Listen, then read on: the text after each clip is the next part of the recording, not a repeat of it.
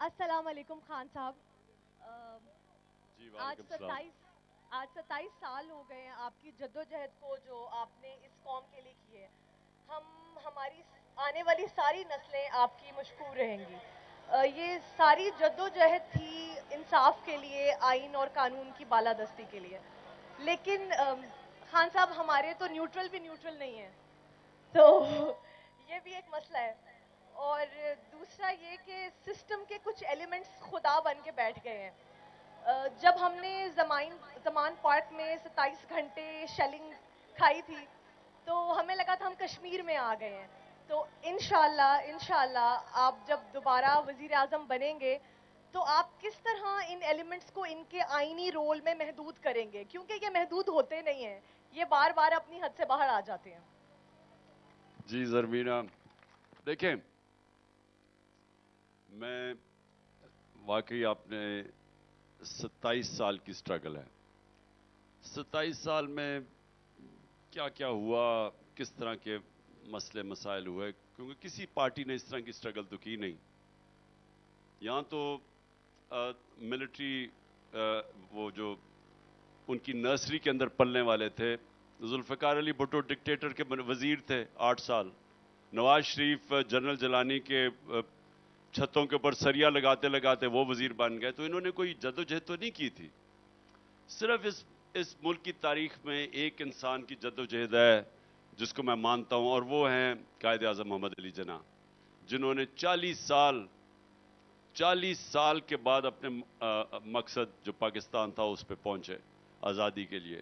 تو ان کو تو ہم سب پیار کرتے ہیں اور ہیرو مانتے ہیں. تو میری کیا سٹرگل تھی؟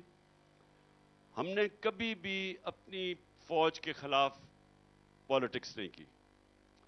ہم نے ان کی مدد نہیں مانگی. میں یہ آپ کو واضح کر دوں کہ میں نے جو کہتے ہیں نا 2018 کا الیکشن انہوں نے ہمیں جتایا تھا، یہ بالکل جھوٹ ہے. ہم نے ان کی مخالفت نہیں مانگی کبھی بھی، لیکن مدد بھی نہیں مانگی، کیونکہ میں نیوٹرل امپائر لانے والا کیپٹن تھا. میں تو جیتنا چاہتا ہوں، تو میں تو وہ ایک سپورٹس مین ہوں جو کہ فیئر اینڈ سکوائر جیتنا چاہتا ہے. وہ کسی کی مدد سے نہیں جیتنا چاہتا. میں نے کوئی پارٹی کسی کے ساتھ تو نہیں بنائی. میں نے تو کسی ملٹری ڈکٹیٹر کے ساتھ یا کسی کے ساتھ مل کے پارٹی نہیں بنائی. میں نے تو زیرو سے خود پارٹی بنائی تھی اور اس میں ایک سٹرگل کر کے اوپر پہنچا تھا. لیکن جو 1 سال، یہ میں آپ کو زرمینہ کہنا چاہتا ہوں، جو 1 سال میرا گزرا ہے، یہ میری ساری سٹرگل کا سب سے مشکل سال تھا. کیوں تھا مشکل سال؟ کیونکہ جو ہماری ملک کی اسٹیبلشمنٹ تھی اس نے میرے سے کھلی دشمنی کی. نیوٹرل تو دور کی بات ہے، انہوں نے دشمنی کی میرے سے، جس کی مجھے کبھی سمجھ نہیں آئی. کیونکہ میں تو وہ پاکستانی نہیں جو جس کے پیسے باہر پڑے ہیں، جس کی جو میمو گیٹ میں اپنی فوج کے خلاف ہی کہہ رہا ہے امریکنوں کو کہ ہمیں مدد کر دو، فوج سے بچاؤ. یا وہ نواز شریف جو ہندوستان کو سارا وقت خوش کرتا رہتا تھا اور اپنی فوج کو ہی کہتا تھا جی دہشت گردی تو فوج کروا رہی ہے. میرا تو جینا مرنا پاکستان میں تھا. تو مجھے اتنی حیرت ہوئی کہ وہ جن کو ہم چاہتے ہیں، بلکہ ہمارا تو یہ تھا کہ فوج مضبوط ہونی چاہیے کیونکہ ہم ایک آزاد پاکستان چاہتے ہیں.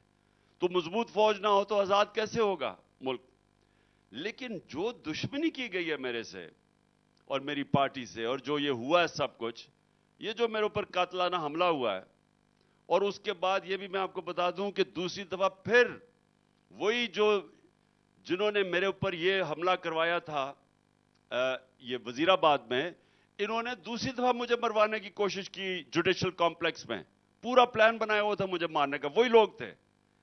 اس کی مجھے ابھی تک نہیں سمجھ آ رہی کہ وہ پارٹی کا سربراہ جو واحد پارٹی ہے جو سارے ملک کو اکٹھا رکھ سکتی ہے، فیڈرل پارٹی ہے، اور کوئی فیڈرل پارٹی نہیں ہے آج، یہ کیسے ہو سکتا ہے کہ وہی لوگ جنہوں نے ملک کی حفاظت کرنی ہے وہ مجھے مروانے کی کوشش کریں؟ اس کی مجھے ابھی تک نہیں سمجھ آئی.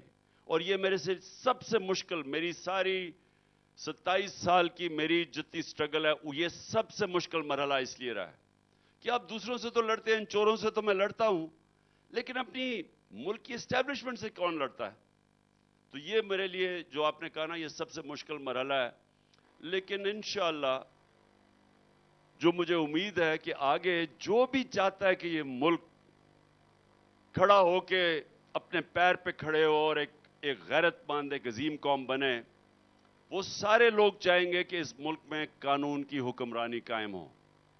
قانون کی حکمرانی کے بغیر، رول آف لا کے بغیر ہمارا کوئی مستقبل نہیں.